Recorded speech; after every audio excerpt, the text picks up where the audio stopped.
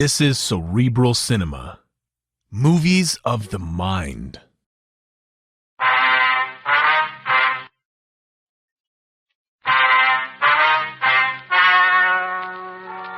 Ladies and gentlemen, the story you are about to hear is true. The names have been changed to protect the innocent. Dragnet.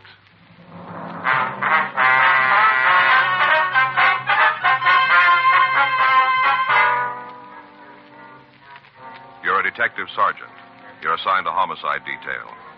You get a call from a man who tells you his wife has failed to keep an appointment.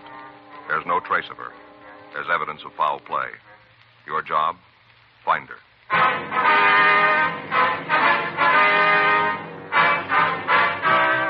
Dragnet, the documented drama of an actual crime. For the next 30 minutes, in cooperation with the Los Angeles Police Department, you will travel step by step on the side of the law through an actual case transcribed from official police files. From beginning to end, from crime to punishment, Dragnet is the story of your police force in action.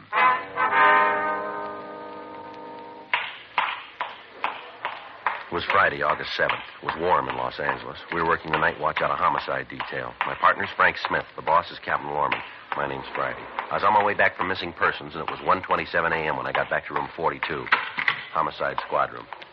Hi, Joe. You talked to Graham? Yeah, I just got in. How'd they do? Well, they came up with a kid. Where'd they find him? The boyfriends. They were watching TV. The missing youngster had told his friend his mother knew he was there. Uh-huh. Everything's all right then, huh? Yeah, I guess so.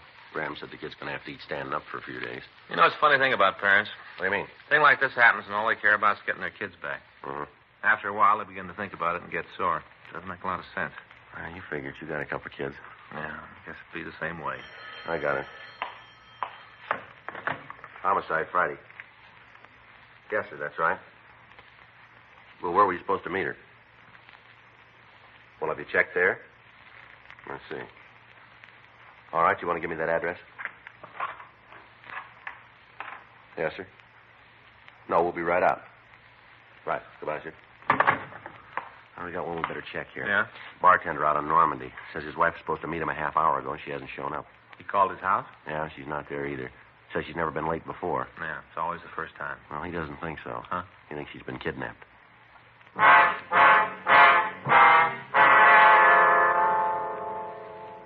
Frank and I left the office and drove over to the bar. It was located on the corner of Normandy Avenue and Monroe Street. In the event the story we'd gotten on the phone was true and the woman had been kidnapped, we parked the car down the street and I walked back to the place. A couple of minutes later, Frank followed. We met the man who'd placed the call, George Cabot. We asked him to tell us what was wrong. Sure didn't waste any time getting here. You want to tell us what's happened? Yeah, my wife's gone. How do you mean? Ethel's disappeared. Well, when'd you see her last? This morning when I left the house. Have you talked to her since then? Yeah, 12:55 tonight. She called here to tell me she was on the way down. Mm-hmm. Did she seem all right then? Yeah, as far as I could tell. Possible that she might have stopped at one of the neighbors? Well, I thought about that, too, but I checked. None of them have seen her. You called your home, have you? Yeah, I didn't get any answer. I tell you, something's happened to Ethel. I'm about to blow my cork not knowing what it is. Well, maybe she's still at the house and didn't hear the phone ring. Yeah, I figured that, too. Maybe that's her. Hello. Ethel, what? No, this is Cabot's Bar and Grill. Yes, ma'am. Who? No, I didn't see him tonight. No, I'm sure. Yeah, I'd know him. No, lady, I'm not lying for him. He isn't here. Yeah, if I see him, I will. Yeah, good night. Wasn't her. Yeah. Woman's in the same fix I'm in, only she can't find her husband. Cabot? Yes, sir. I hope you won't be offended by this, but does your wife drink? You mean you think she stopped at some bar and got gassed up and just didn't show up? Is that what you mean? No, that's not exactly what I meant. I just asked if your wife drank. Well, you got it all wrong. Ethel has a martini once in a while before dinner, but if she wanted to drink any more than that, she could come down here and I'd pour for her. All right. It's a question we have to ask. You understand that? Just as long as you don't think that Ethel's a lush, because she isn't. You said you checked your house, huh? Yeah, when she didn't show up, I waited a while, and then I got worried and called Mrs. Lawrence. She's the lady next door. Mm-hmm. Asked her if she'd seen Ethel.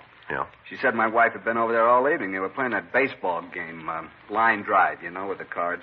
I don't think I know it. Well, it's a new game. Anyway, they played that for a while, and then they watched the television, and at 12:30, Ethel said she had to come down and meet me. Mrs. Lawrence said she left the house then and drove away. Mm-hmm.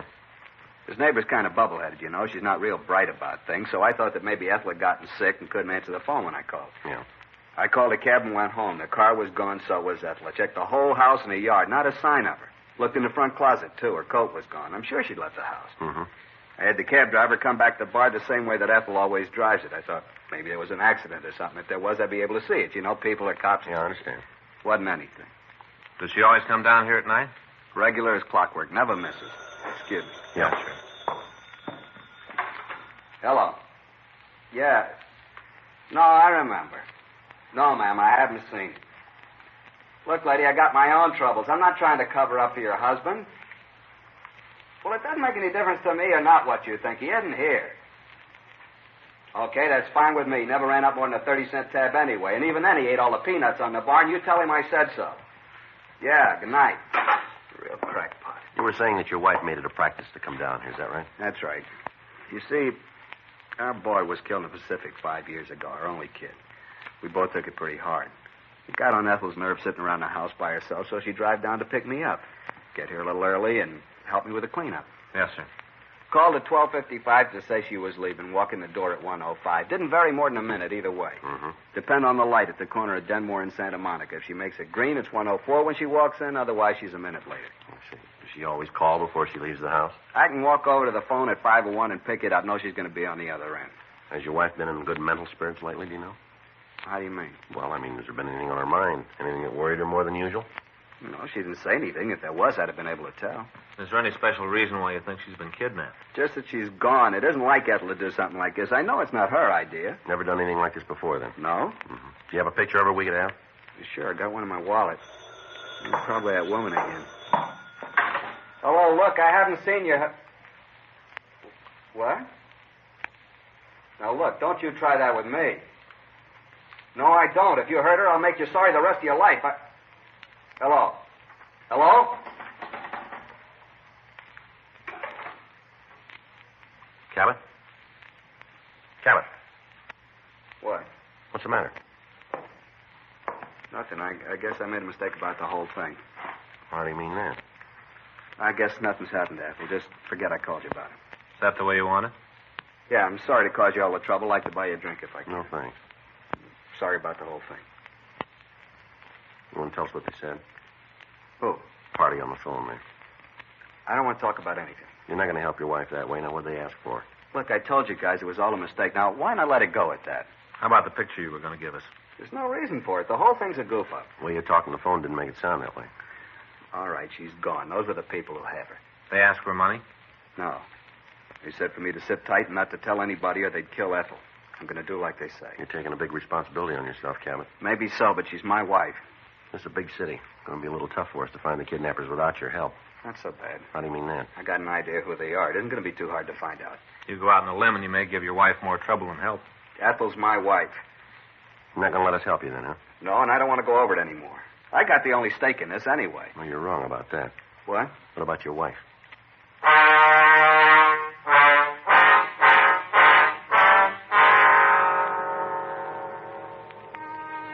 Because of his attitude, it was useless to question George Cabot any further. We left the bar and got in touch with the office. We made arrangements for a complete 24-hour surveillance to be kept on him. In most cases of this type, the kidnappers usually demand that the victim's friends or relatives stay away from law enforcement agencies. They do this to stall for time. Statistics prove that in the vast majority of cases, the victim's fate was decided long before the kidnapping occurred. It never is the intent of any officer to endanger the life of a kidnapped victim, but at the same time, it is necessary for them to have all available information so that they can move rapidly when the case does break. In an effort to gain more information on the missing woman, Frank and I went over to see the victim's next-door neighbor. She identified herself as Carol Lawrence and asked us into the house. I'm not sure this is quite proper, you know. What's that, Miss Lawrence? A couple of men in my house at this hour, especially with me in my bathrobe. Oh, I'm sure the neighbors will understand. Oh, I hope so. A couple of real gabby ones from the streets, you know. Mm-hmm. Big mouths. Yes, ma'am. I guess you being policeman, it's all right, you think? Yes, ma'am. Okay, then. What do you want to know? When did you see Miss Cabot last? You mean Ethel? That's right. I saw her tonight. Why? What time did she leave? Well, I guess it was about 12:30. Say where she was going? Didn't have to. What do you mean? Ethel only goes one place that time of night. Yeah. Down to pick up George. We understand she usually calls him before she leaves. That's right. I left here at 12:30, went next door to get a coat. A couple of minutes later, I heard her drive off. What can you tell us about her? Nice woman. Real nice. Yes, ma'am. We're great chums, you know. Belong to the same club and see a lot of each other. Mm-hmm. You see, my husband's gone, and Ethel's man works every night, so she's alone a lot of the time, too. I understand. Ever since their boy was killed, she's been kind of empty. How was that? Their boy was killed. And Yes, she's ma'am. been kind of empty ever since. I see. Then, too, George don't help much. Well, what do you mean, Miss Lawrence? Oh, maybe I shouldn't have said anything. Well, it's all right, ma'am. Oh, I sure don't want to get nobody in trouble. Well, you won't. You won't nose it around that I told you anything. No, ma'am. How about you? No, ma'am. One thing I can't go is a person who carries tales. Just can't go. And don't want anybody to say that about me. Well, yes, ma'am. What is it you're going to say? I guess it'll be all right. You're so honest looking. Thank you. He is, too. Yes, ma'am. What would you like to tell us, Miss Lawrence? Well, you know, poor Ethel isn't very happy. Is that so? Oh, my. Yeah, I feel so sorry for her sometimes. What about? Well, it's that husband of hers. Mr. Cabot? Yeah, oh, he's a good provider and all, but I always say there's more to life than just that. Yes, ma'am. Nice home, good car, paid bills and all, but George isn't the fella he makes out, you know. That so? Why do you think Ethel goes down to that bar to pick him up every night? Well, we don't know. Why don't you tell us? You're a man. You should be able to figure it out. She doesn't trust him. That's why. Uh-huh. All those girls hanging around the bar. Ethel notices things like that. George has got pretty big eyes, too. It doesn't take a lot of imagination to add it all up. Well, has Mrs. Cabot ever talked to you about all this? A couple of times. She'd come over, crying because of something George had said or done. She'd tell me. Mm-hmm. No, sir. No matter what it looked like, they weren't very happy. Did they ever quarrel that you know of? A lot of times. George used to yell at her, scream about her, leaving him alone. You could hear it over here. Summertime, you know. The windows are open. Sound carries right over. Mm-hmm. You couldn't really not hear it. And mind, I didn't try. Yes, we understand. Any of these quarrels ever get violent, do you know? You mean, did George ever hit her? That's right. Oh, you bet he did. Gave her a black eye once. Took a couple of weeks for it to go away. Poor Ethel. She tried to hide it with makeup, but you could still tell. I see. When she left, did she say that she was going down to pick up her husband? Yeah. Told me she had to go get George. Made her a little mad tonight. Why's that? Missed the last part of the movie on TV. I see. Ethel had to leave before we found out who the swindler was. Uh-huh. Can you tell us what kind of a car the Cabots drive? Pontiac. Coupe or sedan? Sedan, light blue. What year? This one. Brand new. Mm-hmm. Do you happen to know the license number? No. Couldn't give that to you. Didn't pay a lot of attention. Do you know if they do business with one service station? No, I can't tell you that. Can you give us a description of Mrs. Cabot? Sure. I'll give you a picture if you want We one. appreciate it. It's no trouble at all. All right. I got a scrapbook here. Shots of Ethel. Mm-hmm. Ah, here's that pencil sharpener I was looking for. It's here now. I know it's here. Is that it there, the book? No. That's my high school annual. Now, wait just a minute. Well, it is here. I know it is here. Oh, here it is. Mm-hmm. I took all these myself. Yes, ma'am. They're very nice. Oh, that's my husband. I took that at Coronado Island one spring. Mm-hmm. Yeah. Oh, here's one you can take. This one here in the chef's hat, that's Ethel. We were having a barbecue, and she was the cook. It's a little fuzzy, but it gives you an idea what she looks like, you see. Mm-hmm. Her hair's cut short now. Had it cut last month, kind of bob-like. Well, you can take it. Thank you very much, ma'am. You know, I just thought of it. You haven't told me what this is all about. Something happened to Ethel and George? Well, we're not sure yet. We're just checking out a complaint. Oh, well, as long as you're all right. Yes, ma'am. Well, I think that about covers it. Sure like to thank you for your cooperation. No, I'm happy to help. Good night, Miss Lawrence. Good night, Mr. Smith. There's one more thing. Will you be home tomorrow if we have to get in touch with you? All day. If I don't answer right away, let the phone ring for a while. I got some work to do in the garden. All right, ma'am. Thank you very much. Well, I hope I helped you out. Good night. Good night. Good night.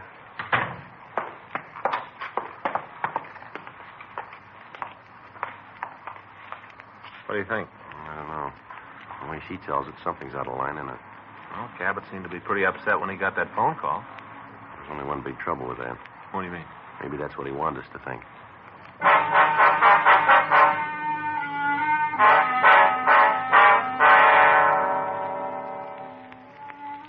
2:45 a.m. Frank and I got back to the office. We ran the names George and Ethel Cabot through R&I, but we found no record on them. We sent a teletype to DMV up in Sacramento asking for all available information on a car registered to George Cabot or his wife or both. Frank went over to the business office to see if the men in the units that were keeping Cabot under surveillance had reported in. There were no messages. He made a 15.7 report directing it to Captain Lorman, telling him of what had happened and what action we'd taken. At 3:52 a.m., we were ready to leave the office. You all set? Yeah. Well, let's go. All right. I get it. Make it fast, huh? Homicide, Friday. Where? Yeah. Okay, we'll be right over. What do you got? Ethel Cabot. Yeah? We just found her.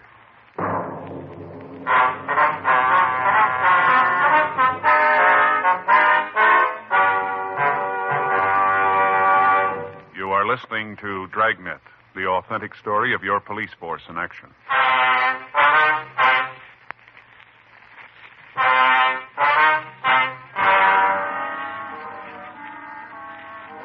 Frank and I left the office and immediately drove over to Georgia Street Receiving Hospital. When we got there, we talked to Dr. Sebastian, and he gave us the whole story. The woman had been found lying by the roadside. She was picked up by a motorist. He'd taken her directly to the hospital. Sebastian went on to tell us that from her appearance, Ethel Cabot had been severely beaten and then rolled or dragged in hot tar. Her clothes were covered with it. Her hair was matted. The doctor said that the woman's head had been shaved and that most of the tar had been removed.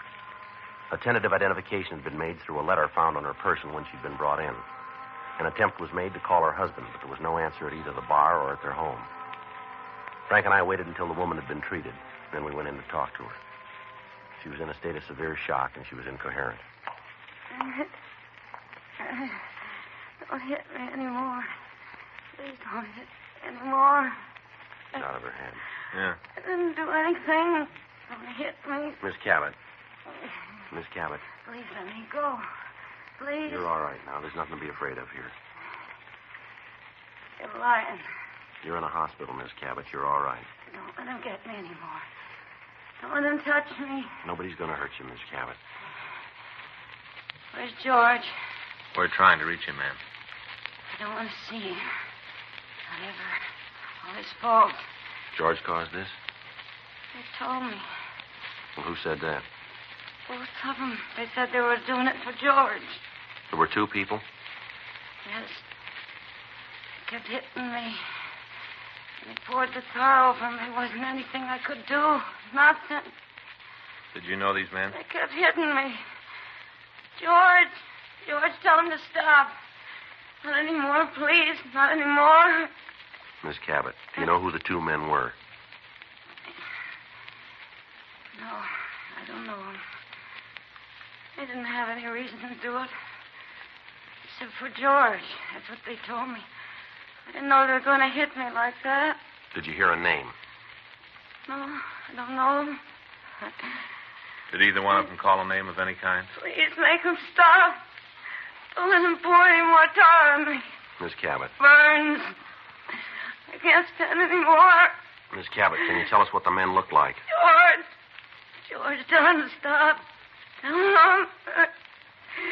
Miss Cabot. No, we're not going to get much more out of her, Joe. No. Better get a policewoman up here to stand by. Yeah. George. George, make him stop.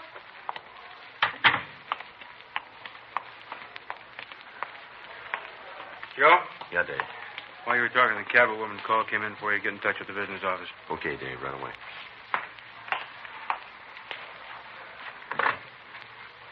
They probably got a line on Cabot, huh? Yeah.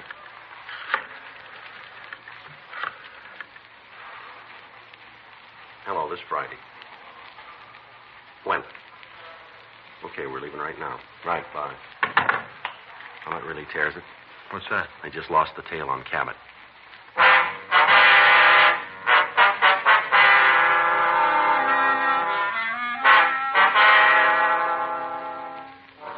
Frank and I went back to the office.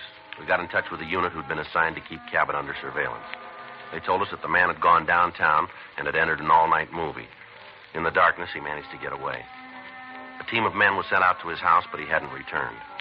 A stakeout was set up on it. A check of his bar failed to yield any additional information as to his whereabouts. A local broadcast was sent out to all units asking that they be on the lookout for the man.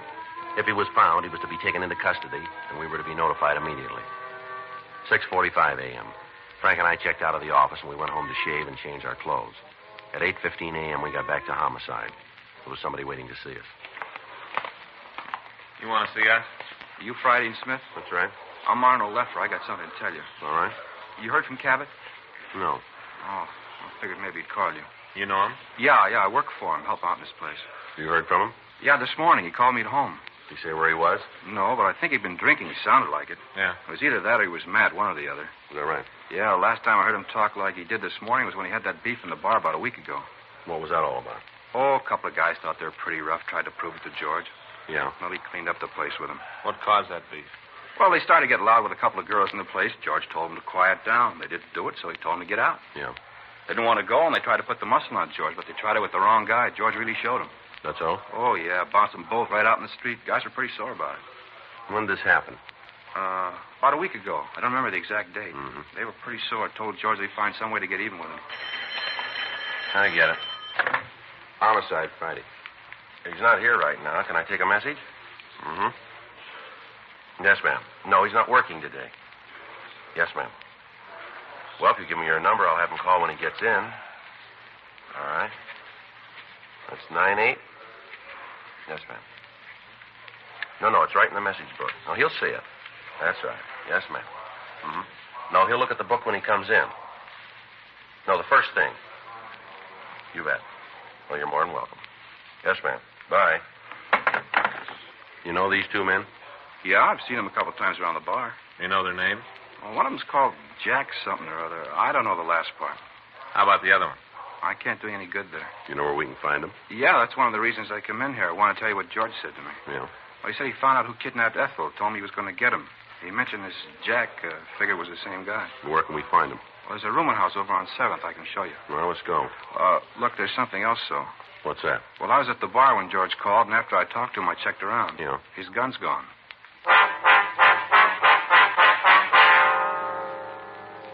Frank and I left the office and drove over to 7th Street. The bar boy pointed out the rooming house where he said we could find Jack and his friend. We checked with the manager and found that two men answering the description we'd gotten shared a room on the 3rd floor. We left Arnold Leffer in the car, and we went up to the room. Should be the last one. Yeah. Wonder if Cabot's gotten here yet. He has. Come on. Stick it in. All right. All right, Cabot, let him go. I'm going to Let him kill go. him. Get him away. All right, come on. Please don't stop me. He's crazy. This guy's crazy. Come on, Cabot. Take it easy now. Come on. Come on over here. Get over there. Oh, you should keep him away from me. Go on, move. No. What do you think you're going to prove doing a thing like this, Cabot? A couple of minutes more, I wouldn't have cared. We found your wife. She's going to be all right. Yeah, I know. You didn't help yourself much doing a thing like this. He's crazy. You shut up. All right, now, come on. Calm down, both of you, and stand still. All right. How about this one? Name's Rico Martin. Him and Jack took my wife. They admit it? Yeah, they said they did it to get even with me for the fight. Well, we didn't hurt her. We just scared her a little bit, that's all. They're right. Well, what difference does it make? We're going to beat it anyway. You are, huh? Sure. All we got to do is come up with the right plea. Yeah, you got it all figured, haven't you? Sure, there's a lot of ways we can go. Yeah, we got one in mind.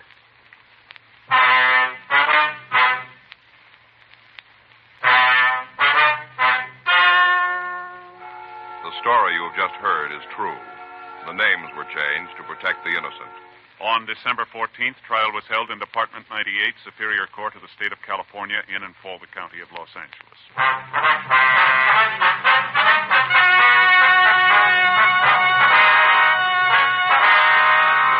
Jack Prescott Bischoff and Rico Blake Martin were tried and convicted of kidnapping, one count. They both received sentence as prescribed by law. Kidnapping with bodily injury is punishable by life imprisonment without possibility of parole or by death in the lethal gas chamber.